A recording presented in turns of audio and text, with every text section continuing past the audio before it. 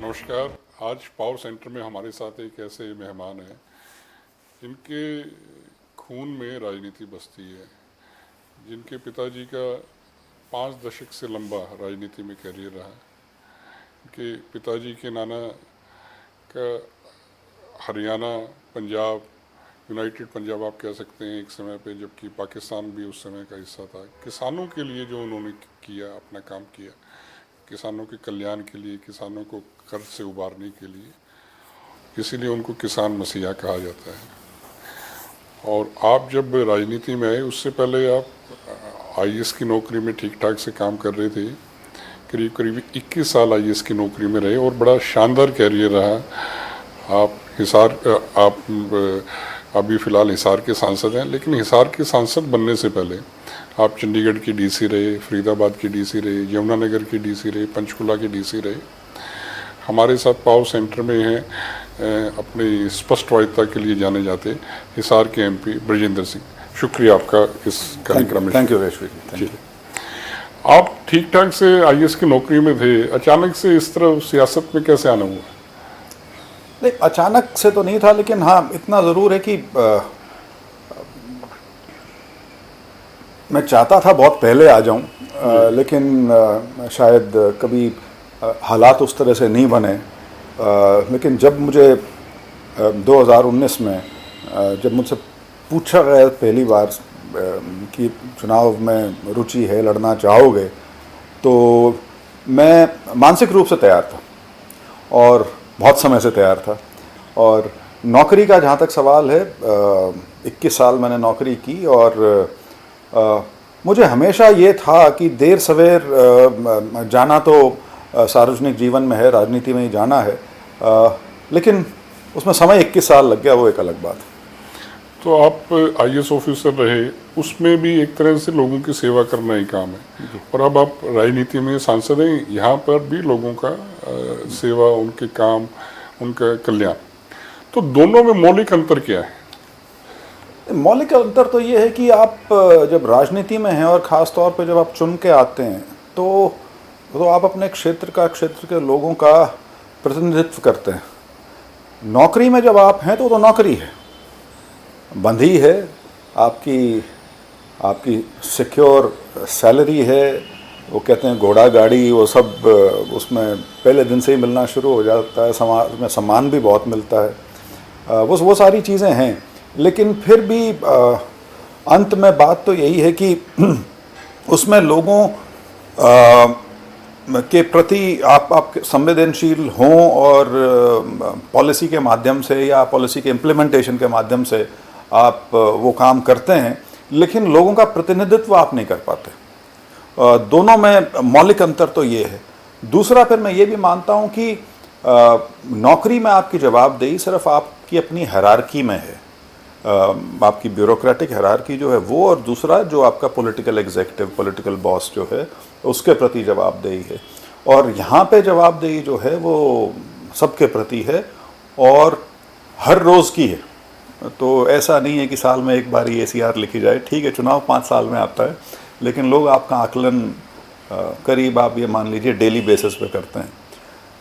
एक और फ़र्क ये है कि राजनीति में आपका समय पूर्ण रूप से आपका नहीं है, उसके ऊपर लोगों का राइट है। जबकि जब आप नौकरी में हैं तो आप अपने जीवन का निर्धारण, संचालन अपने अनुसार कर सकते हैं, जब तक आप अपनी नौकरी के वो जो 7-8 घंटे या 9 घंटे की जो नौकरी कर रहे हैं उसके अलावा। तो ये कुछ अंतर हैं, लेकिन बेसिक डिफरेंस तो ये है कि राजनीति में आप लोगों के प्रतिनिधित्व की भूमिका में हैं, चाहे आप इलेक्टेड हों या ना हो, नौकरी में नहीं। अपने यहाँ आईएएस के बारे में कहा जाता है कि आईएएस तो जिस तरह से महिमा मंडन और जितना ऊंचा दर्जा है, आईएएस तो खुदा की तरह हो जाते हैं। तो ऐसा क्या आकर्षण था आप में कि आईएएस की नौकरी से किनारा करके आप राजनीति में आए? किस चीज़ ने आपको अट्रैक्ट किया, किस चीज़ ने लुभाया आपको? नहीं बशवीर जी, मैं बल्कि इसको उल्टा करूंगा सवाल को। राजनीति में आकर्षण की बात नहीं है। राजनीति तो क्योंकि घर में हमने और कुछ देखा ही नहीं था, सो वो एक बड़ी स्वाभाविक सी चीज़ थी कि राजनीतिक क्षेत्र में शायद साधारणतः या सरलता से जाना ही पड़ेगा कभी ना कभी। वो बड़ी एक व्यवहारिक सी बात लगती थी। लेकिन आकर्षण आईएएस के प्रति जो था वो ये था कि यदि राजनीति में देर सवेर कभी जाना भी है, उससे पहले अपनी कोई शिनाख्त बने, अपनी पहचान बने। तो उसमें ज़रूर ये था कि हमारा जो समाज है, भले ही हम अब 21वीं सदी में आ गए हैं, प्राइवेट सेक्टर का ज़माना है, लेकिन ख़ास तौर पे हमारी जो पूरी ग्रामीण पृष्ठभूमि है और छोटे शहर भी, अभी भी मेरा ये मानना है कि जो सरकारी नौकरी ख़ास तौर पे आईएएस जो है उसको एक बड़ा प्रतिष्ठा का स्थान हमारे समाज में दिया जाता है। तो मेरा जो झुकाव था वो सिर्फ इसीलिए था कि एक तो समाज में बहुत आपको एक सुरक्षित स्थान प्राप्त हो जाता है यदि आप क्वालिफाई कर जाएं, और दूसरा ये कि आपकी काबिलियत जो है एटलीस्ट एकेडमिकली वो एक हिसाब से परमानेंटली स्थापित हो जाती है, क्योंकि उसके बाद आपको अपने आप को सिद्ध करने की ज़रूरत नहीं रहती। जी जी। तो आपका इतना शानदार कैरियर रहा, तो बीइंग आईएएस ऑफिसर जी, तो कभी कभी आपको ये राजनीति में आके लगता है कि मैं कहाँ फंस गया हूँ, किस तरह की पहले, क्योंकि एक अलग फिर 360 डिग्री एक तरह से घूमना पड़ा आपको? हाँ, महसूस होता है कई बार, क्योंकि कुछ ही कहिए, जब आप नौकरी में हैं और ख़ास तौर पे जब आप आईएएस जैसी नौकरी में हैं, तो आप आम तौर पे जहाँ भी आपको काम करने का मौका मिलता है, आप उस दफ्तर के शीर्ष पे होते हैं। तो एक हिसाब से जो फैसले करने की जो एक ताकत वहाँ आपको मिलती है वो आपकी कलम में है। जो आप फाइल पे लिखते हैं वो एक हिसाब से ऑर्डर है, सरकारी ऑर्डर है।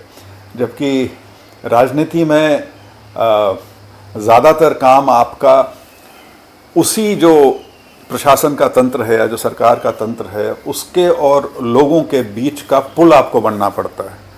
तो ये एक फ़र्क है।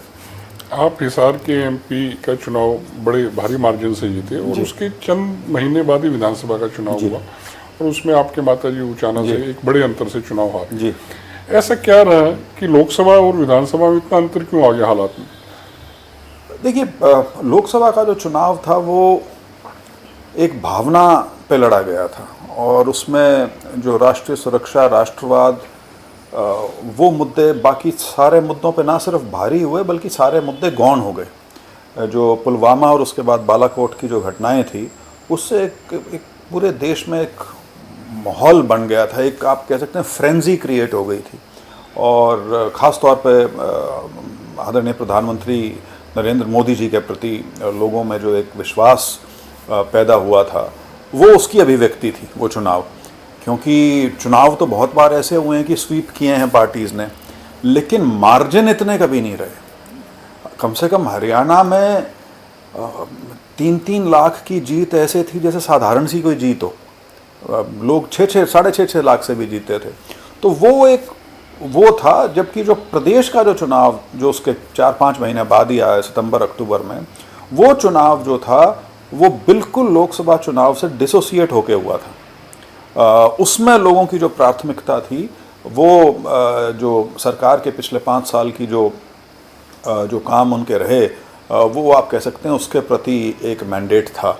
और कुछ एक ख़ास तौर पर समाज के तबके में सरकार से कह लीजिए या पार्टी से कह लीजिए एक नाराज़गी व्याप्त थी और वो उस चुनाव में कई ज़िलों में, कई हलकों में वो दिखी। उसमें उचाना भी एक था। और क्योंकि उस समय जो जेजेपी के कैंडिडेट थे युवा हैं तो उनके प्रति लोगों में बड़ा आकर्षण था उस रूह से यदि उसको देखें। हालांकि वो लोकसभा में भी थे मेरे खिलाफ, लेकिन दोनों चुनाव में कोई मैं ये कहूँ कोई सिमिलैरिटी कोई नहीं थी। दोनों बिल्कुल अलग मुद्दों पे लड़े गए थे और इसीलिए नतीजे जो थे वो भी इतने ज़्यादा भिन्न आए थे उसमें। और सिर्फ उचाना की बात नहीं, आप पूरा यदि मैं अगर अपने लोकसभा की बात करूं तो 3-4 सीट को छोड़ के सारा ही माहौल जो था वो असेंबली के चुनाव का लोकसभा चुनाव से बिल्कुल भिन्न था और उसी हिसाब से नतीजे भी भिन्न थे। कभी कभी आपको लगता है कि राजनीति में जो ज़्यादा धूर्त है, ज़्यादा मक्कार है, ज़्यादा बड़ी बड़ी फेंकेगा, वो कहीं ज़्यादा कामयाब होगा? लगता है कभी कभी आपको? मेरा हमेशा ये मानना है कि किसी भी प्रकार की चालबाजी, तिकड़मबाजी, वो शायद शॉर्ट रन में तो काम कर सकती है, लेकिन यदि किसी आदमी को लंबा चलना है किसी भी चीज़ में, तो लोगों में विश्वास सिर्फ तभी बनेगा जब लोग इस बात को माने कि ये आदमी या ये व्यक्ति जो है इसका कोई कॉल है, इसके शब्द के कोई मायने हैं, तो लंबा तो वही चलता है। हाँ, ये ठीक है कि राजनीति में आपका जो लोकतंत्र है उसके तो फंडामेंटल्स में है कॉम्प्रोमाइज़, क्योंकि डेमोक्रेसी में ऐसा तो है नहीं कि या तो सिर्फ आपकी चलेगी या सिर्फ मेरी चलेगी। आपको गिव एंड टेक करना पड़ता है, तो उसमें हार्ड पोजीशंस तो नहीं हो सकती। हाँ, लेकिन तिकड़मबाजी एक लेवल पे उसकी शायद आवश्यकता भी पड़ती है, लेकिन मेरा ये मानना है कि वो लंबा नहीं चलता। लंबा चलने के लिए आदमी के कुछ स्थापित मूल्य होने चाहिए जो लोगों को भी दिखें, और जिसके आधार पे फिर वो आपका आकलन करें लंबे समय के लिए। आप अभी फिलहाल हिसार से सांसद हैं जी। और लोकसभा के चुनाव ज़्यादा दूर नहीं है जी। एक बीच में ऐसी भी चर्चाएं चलती रहती हैं कि विधानसभा के चुनाव भी साथ हो सकते हैं जी। तो आपकी निजी प्राथमिकता या आपकी चॉइस क्या है? आप लोकसभा का चुनाव लड़ने को तरजीह देंगे या उचाना से चुनाव लड़ने को? नहीं, मेरी पहली पसंद तो लोकसभा का ही चुनाव है, और क्योंकि मुझे ये लगता है कि मैं बेहतर योगदान कर सकता हूँ यदि मैं सांसद बन के आऊँ। एक वाइडर एरिया है, वाइडर फील्ड है आपके लिए काम करने का, जिसमें आपके राष्ट्रीय मुद्दे प्रदेश के और आपके क्षेत्र के तो हैं ही, लेकिन जो बड़े मुद्दे हैं उनके ऊपर आप अपना योगदान दे सकते हैं, एक भूमिका निभा सकते हैं। लेकिन हाँ, स्टेट का अपना है, स्टेट की राजनीति अपनी जगह। शायद लोगों की यदि बात करें, लोगों के रोज़मर्रा जीवन से जो संबंध है, उसमें तो स्टेट की राजनीति ज़्यादा लोगों को प्रभावित करती है, क्योंकि स्टेट गवर्नमेंट जो है, स्टेट गवर्नमेंट का जो वास्ता या संपर्क अपने सिटीजन्स के साथ है, वो केंद्र सरकार से ज़्यादा घनिष्ठ होता है। तो दोनों चीज़ें अपनी अपनी अलग जगह हैं, लेकिन मेरी प्राथमिकता, क्योंकि आपने पूछी, तो प्राथमिकता लोकसभा की रहेगी। आपके पिताजी चौधरी वीरेंद्र सिंह जी का 5 दशक से ज़्यादा राजनीति में एक दखल रहा है, हरियाणा की राजनीति में बड़े प्रासंगिक रहे हैं, बड़े सार्थक उनका रहा है राजनीति में दखल। तो वो आपको मार्गदर्शन देते हैं राजनीति में, आप उनसे सलाह मशवरा करते हैं? अभी तक तो आप ये कह लीजिए कि वो ठीक है कि मैं उंगली पकड़ के तो नहीं चलता, लेकिन अभी तक मैं करीब करीब करता वही हूँ जो मुझे उनकी बातों से समझ आता है। हमारा ऐसा तो नहीं है कि हम रोज़ बैठ के या हफ्ते में या महीने में बैठ के कोई चीज़ डिसाइड करते हों कि क्या करना है, वो नहीं है। हमारी घनिष्ठता बहुत है,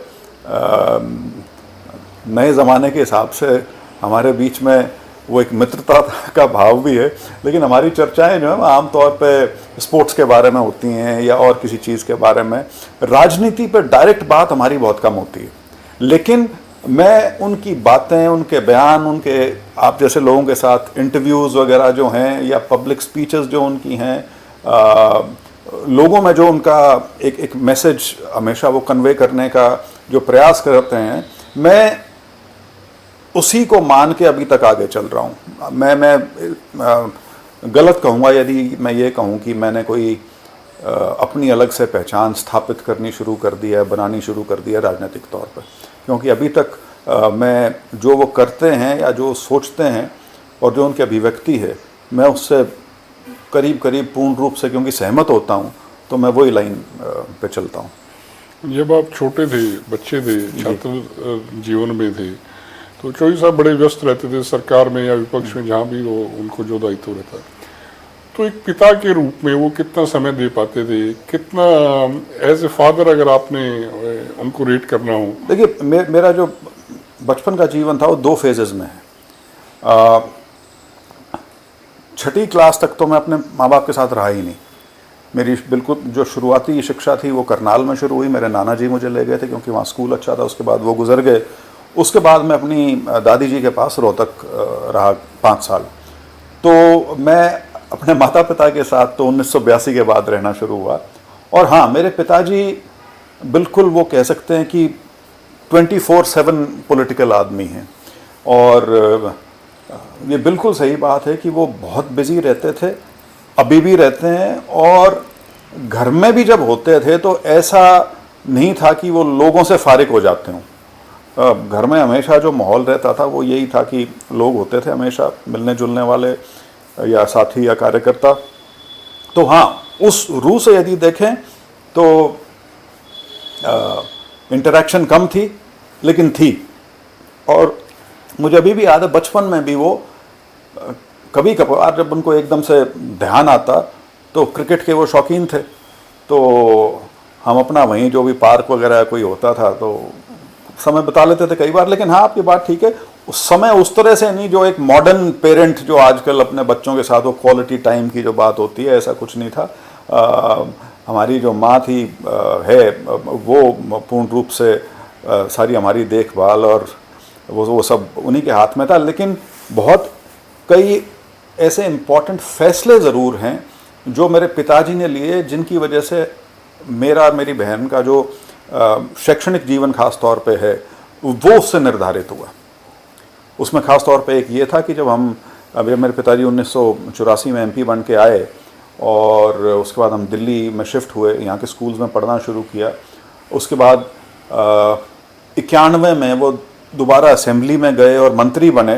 तो उस समय वो बिल्कुल स्पष्ट थे इस बात में कि मेरी माँ और हम दोनों बहन भाई अब दिल्ली में ही रहेंगे, कोई चंडीगढ़ वगैरह आने की सोचने की ज़रूरत नहीं है, क्योंकि अगर दिल्ली में हो सबसे अच्छी शिक्षा यहीं पे है, सारे अच्छे इंस्टीट्यूशंस जो हैं पढ़ाई लिखाई के यहीं पे हैं, तो आप लोग यहीं रहेंगे। तो वो एक बहुत बड़ी भूमिका उनकी रही है। हाँ, एक स्टेज पे आके जब मैं MA वगैरह कर रहा था, उसके बाद से मेरी उनके साथ घनिष्ठता कह लीजिए वो धीरे धीरे बढ़ती चली गई। तो फादर के तौर पे मतलब कभी कभी डांट देते थे, आपकी कान खिंचाई कर देते थे, कभी कभी कोई पिटाई भी कर देते थे? नहीं, कुछ ऐसा? नहीं, वो काम तो माँ का ही था सारा। जी। पिताजी ने कभी हाथ नहीं उठाया। जी। और हाथ उठाने के अलावा कभी गुस्सा भी नहीं करते थे। जी। अभी भी मैं मेरे बेटे के साथ या मेरी बेटी के साथ भी उनका जो रवैया है वो बड़ा नरमी का होता है। वो बल्कि मुझे कई बार टोक देते हैं कि तू इनको क्यों धमका देता है। तो उस तरह से वो कभी स्ट्रिक्ट पिता नहीं थे। ऐसा नहीं था कि कोई उन्होंने हमारे बीच में डिफरेंस क्रिएट किया हो कि मैं बाप हूँ और तुम बच्चे हो, वो नहीं था। दोस्ताना बर्ताव था उनका बाद में खास तौर पर कॉलेज वगैरह के बाद। और मदर के साथ किस तरह की एसोसिएशन थी आपकी? मदर तो मेरे ख्याल से जैसे सबकी माँ होती हैं, वो बिल्कुल हमारी सारी शिक्षा दीक्षा लालन पालन जो है वो माँ ने ही किया। और उनकी एक बहुत बड़ी भूमिका मेरे ज़िंदगी के जो फैसले लेने में थी वो ये थी कि उन्होंने मुझे बहुत एक पर्टिकुलर स्टेज पे समझाना शुरू कर दिया था कि ज़िंदगी में खुद कुछ कर लेना, कहीं इस भरोसे मत रह जाना कि बाप जो है वो बहुत बड़े पद पे है या बहुत बड़ा व्यक्तित्व है उनका, तो आपको वहीं से कुछ मिल जाएगा। तो ये चीज़ उन्होंने मेरे दिमाग में एक सर्टन एज पर डालनी शुरू कर दी थी, और शायद वही कारण था कि हम पढ़ाई लिखाई ठीक ठाक कर गए। जी। तो खाने की टेबल पे जब आप होते थे जी, पेरेंट्स के साथ जब भी समय मिलता था, तो किस तरह की बातचीत होती थी आपकी? जब देखिए, जैसे मैंने कहा, एक तो हम स्पोर्ट्स की बहुत बात करते हैं। मेरे पिताजी अब भी मैं शायद 1-2 पर्टिकुलर स्पोर्ट्स में रुचि रखता हूँ, लेकिन मेरे पिताजी स्पोर्ट्स का पूरा पेज पढ़ते हैं। उनसे आप आर्चरी के बारे में पूछ लीजिए, क्रिकेट के बारे में पूछ लीजिए, एशियन गेम्स, ओलंपिक्स। हाँ, वो खुद भी यूनिवर्सिटी तक खेले हैं वो। तो आमतौर पे हमारी बातें इस तरह की, फिर सिनेमा हो गया उसके बारे में। हाँ, फिर जो जानकार लोग हैं, यार मित्र हैं, परिवार के लोग हैं, उसके बारे में एक जो साधारण चर्चा किसी भी घर में होती है, कोई भी विषय आ जाए उस पर हो जाए, लेकिन गूढ़ राजनीति की बातें नहीं। राजनीति की बात यदि हो भी तो वो राष्ट्रीय स्तर पे क्या हो रहा है उस तरह की कोई बात है तो वो चर्चा हो जाती होगी, बट अन्यथा साधारण। आपका जीवन राजनीति में आने के बाद किस तरह से बदला है, क्या बदलाव आया है पहले से? बदलाव तो देखिए जी यही है कि एक तो सबसे बड़ा, जैसे मैंने शुरू में भी कहा कि अब आप कहीं ज़्यादा रिस्पॉन्सिबल फील करते हैं। रिस्पॉन्सिबल आप सरकारी नौकरी में भी होते हैं, ख़ास तौर पे क्योंकि वहाँ तो सब कुछ, क्योंकि आप कलम से लिख रहे हैं तो और भी ज़्यादा केयरफुल रहना पड़ता है। लेकिन यहाँ पे जो मैंने एक वो जवाबदेही का जो भाव जो है वो जो मैंने बताया, उस नाते आदमी बहुत जिम्मेवार महसूस करता है। हालांकि मैं अभी भी ये कहूँगा कि मेरे 4.5 साल के बाद भी अभी भी वो जो नौकरी के 21 साल हैं उसमें जो मेरा व्यक्तित्व बना है वो मेरी राजनीतिक जीवन पे अभी भी शायद वो हावी है। मैं कोशिश कर रहा हूँ उससे बाहर निकलने की, क्योंकि अब तो मेरा आगे का जो भी जीवन है वो है तो सार्वजनिक क्षेत्र में ही रहना है मेरे को। कोई ऐसा तो है नहीं कि कोई इंडस्ट्री है या कोई बिज़नेस है जो मैं जाके कर लूँगा। तो अगले जितने भी साल हैं वो इसी में रहने हैं और मैं उनको खुशी से और अपनी पसंद से करना चाहूँगा। तो जब कभी भी आपको फुर्सत मिलती है, कभी खाली समय मिल जाए, तो आप कैसे गुजारना पसंद करते हैं? थोड़ा सा मेरे को पढ़ने का शौक़ है, वो तो फुर्सत ना भी हो तो मैं कोशिश करता हूँ कि आधा घंटा निकाल लूँ, कोई किताब पढ़ लूँ। वो मुझे बहुत अच्छा लगता है। जैसे सुबह अखबार तो मैं ज़रूर ही पढ़ता हूँ, 3-4 अखबार मैं ज़रूर पढ़ता हूँ। उसके अलावा स्पोर्ट्स, टेलीविज़न। पहले एक और चीज़ थी जो मैं बहुत देखता था, वो थी खबरें। वो आजकल मैंने देखनी कम कर दी टीवी पे। मैं अखबार पढ़ के संतुष्ट हो जाता हूँ। और मेरे को सिनेमा का शौक़ होता था बहुत ज़्यादा, अब उतना शायद नहीं है। व्यस्तता भी उसका कारण हो सकता है और शायद अब वो पहले वाला शौक़ नहीं रहा। लेकिन मेरे को सिनेमा बहुत पसंद है। लास्ट मूवी आपने कौन सी देखी? लास्ट मूवी तो अभी देख के आया, हालांकि कई महीने बाद कोई पिक्चर मैंने सिनेमा हॉल में देखी, वो जो एनिमल जो नई पिक्चर आई रणबीर कपूर बॉबी देओल वाली, वो देख के आया था मैं। जी जी जी जी। और कितने फूडी हैं आप? खाने में कितनी दिलचस्पी रहती है आपकी? मेरे को जो खाना अच्छा लगता है उसमें चॉइस का मेरे साथ कोई इशू नहीं है कि मेरे को वही चीज़ चाहिए। क्योंकि अगर आप मेरे से पूछें, मेरा फेवरेट तो राजमा चावल है।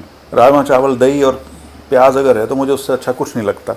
तो मेरे को खाने का शौक़ है। उसमें खाने में ये नहीं है कि इंडियन, चाइनीज़, इटालियन जो भी है, स्वाद अगर है तो मेरे को पसंद है। तो कभी कभी खुद भी बना लेते हैं आप, पकाना या बनाना? खुद मैंने सिर्फ एक बार, जब मैं अपने IAS की तैयारी कर रहा था तो करीब 5-6 महीने मैं अकेला रहा था। एक हमारे फ्लैट था उसमें, तो तब ज़रूर मैंने दाल चावल चाय वगैरह बनानी सीखी थी। लेकिन अन्यथा मेरा खाना बनाने में हाथ तंग है। जी। और म्यूज़िक का कितना शौक है आपको? म्यूज़िक शौक़ ये है कि जैसे कार में बैठा हूँ तो चला लूँगा।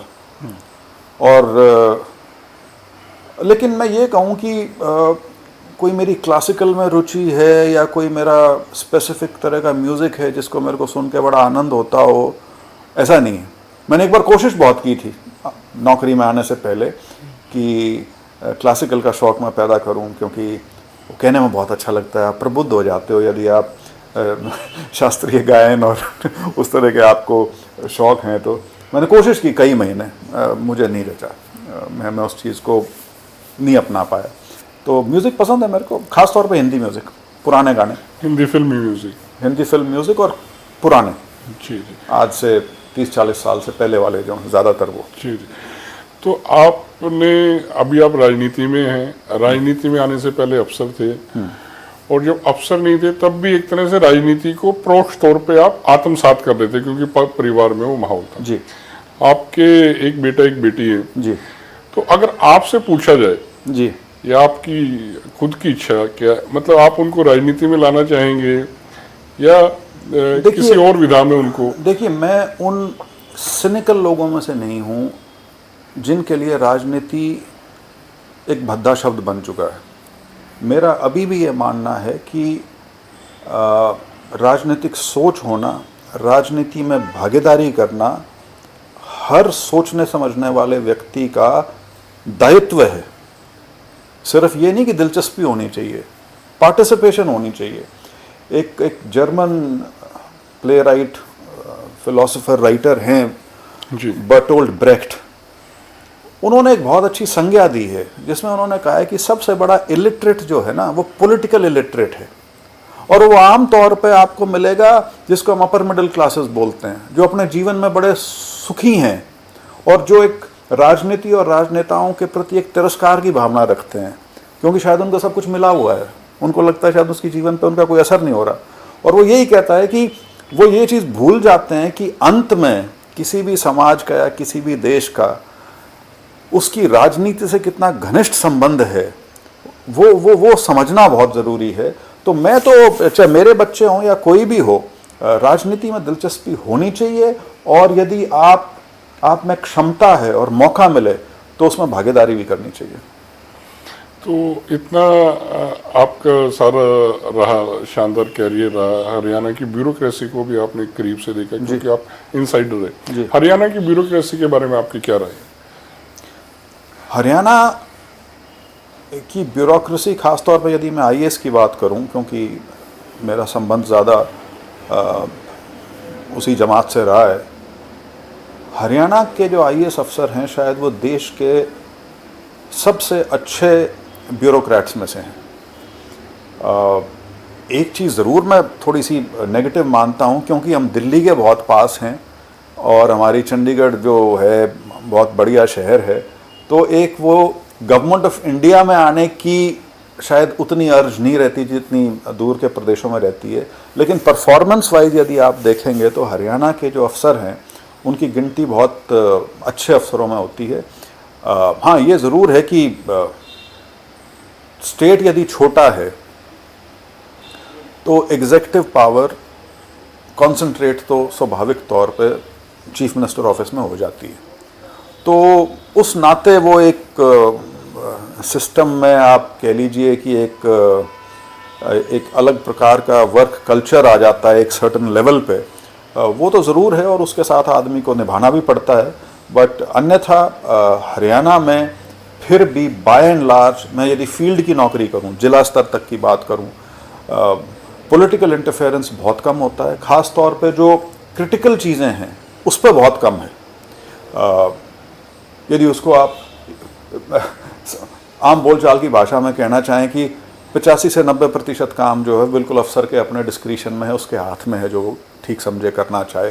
हाँ, 10-15% ज़रूर है, पॉलिटिकल लोग हैं, उनके पास भी लोग आते हैं, शिकायतों के साथ भी आते हैं, उनके वर्करों के अपने मुद्दे होते हैं, तो वहाँ ज़रूर शायद एक पॉलिटिकल इंटरफेस उस हिसाब से आता है। लेकिन बाय एंड लार्ज हरियाणा की ब्यूरोक्रेसी बहुत अच्छा कर रही है। आपने क्योंकि नज़दीक से देखा ब्यूरोक्रेसी को, किसी एक ऑफिसर का आपको नाम लेना हो जिससे आप प्रभावित रहे या जिसको देख के आपको लगता था कि ये शानदार अधिकारी हैं?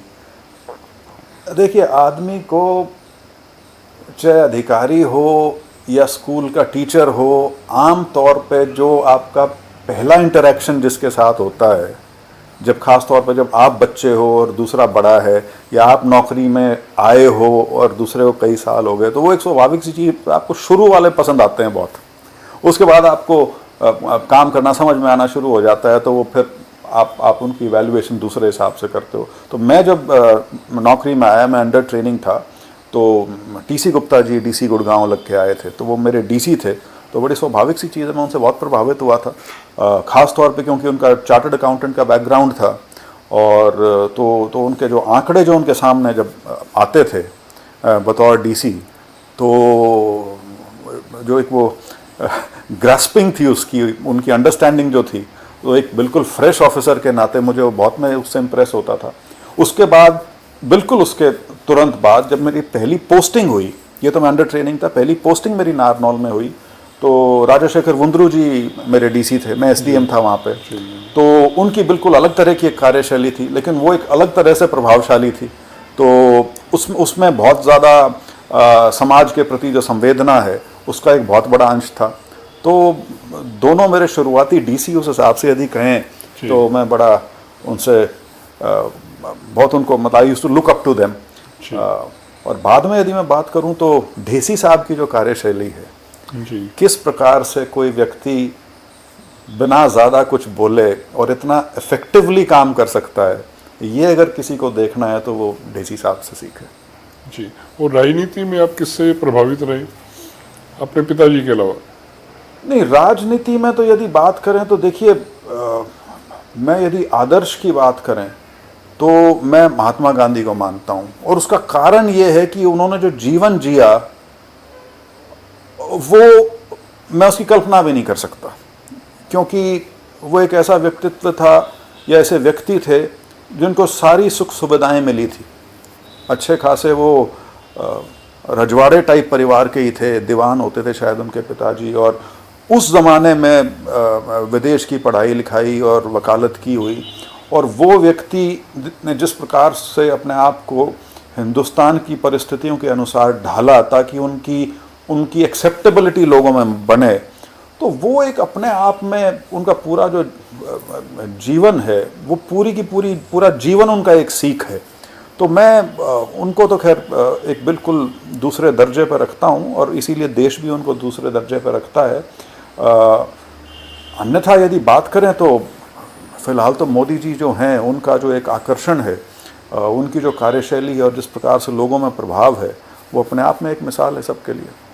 और सांसद के तौर पे यूँ तो आपने काफ़ी काम किए हैं, लेकिन एक उपलब्धि जो आपको लगता है, जो आपके दिल के करीब है, या आपको लगता है कि ये काम बहुत अच्छा हुआ है, वो अगर बताना चाहें? देखिए, कोई ऐसा मैं ये कहूँ कि कोई बहुत बड़ा प्रोजेक्ट मैं उसको ओन अप कर लूँ, वो तो गलत होगा, क्योंकि अब चाहे बड़े हाईवेज़ की बात है या रेलवेज़ की बात है, वो बड़ी चीज़ें हैं, उनमें समय भी लगता है, लेकिन मेरे इलाके में हुई बहुत हैं।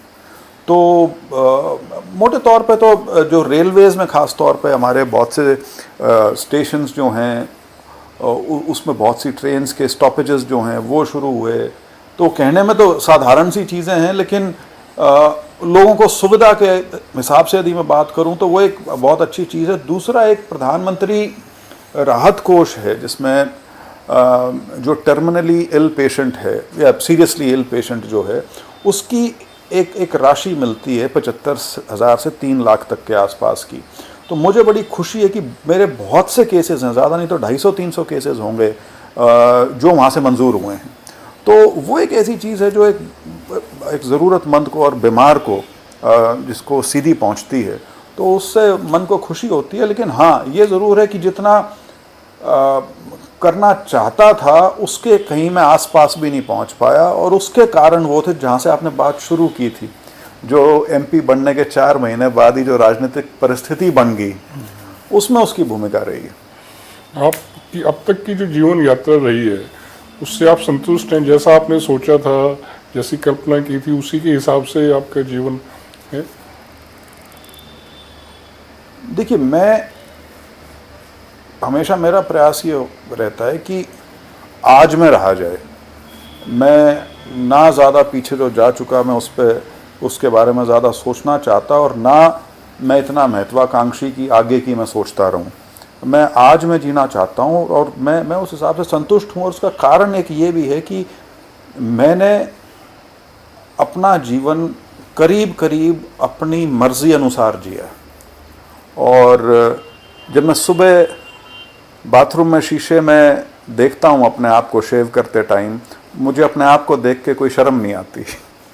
सो वो मुझे बताती है कि मैं संतुष्ट हूँ अपने आप से। तो कोई रिग्रेट लाइफ में अभी तक? नहीं, कोई रिग्रेट नहीं। Life has been very kind to me. बहुत अच्छा परिवार मुझे मिला है, बहुत एक बड़ी पारिवारिक विरासत मुझे मिली है, उसके लिए मैं बहुत बड़ा शुक्रगुजार हूँ। और उसके बाद राजनीति में मुझे आते ही एक जो सीधा कामयाबी के जो पायदान पे जो लोगों ने चढ़ाने का काम किया, तो बहुत मैं बस यही कह सकता हूँ, शुक्रगुजार हूँ कि सब कुछ ठीक है। जी, तो ये थे हमारे साथ हिसार के सांसद ब्रजेंद्र सिंह जी, जिन्होंने बड़ी स्पष्टवादिता से, बड़ी बेबाकी से सारे सवालों के जवाब दिए। और जैसा कि इनके बारे में कहा भी जाता है कि ये दिमाग से नहीं, ये दिल से राजनीति करते हैं। और वो आपको लगा भी होगा इनकी बातों को सुन के कि कोई बहुत जैसे पॉलिटिशियन बहुत चालाक और उस तरह से, बिल्कुल दिल से दिल की बात की। आपका बहुत बहुत शुक्रिया। Thank you.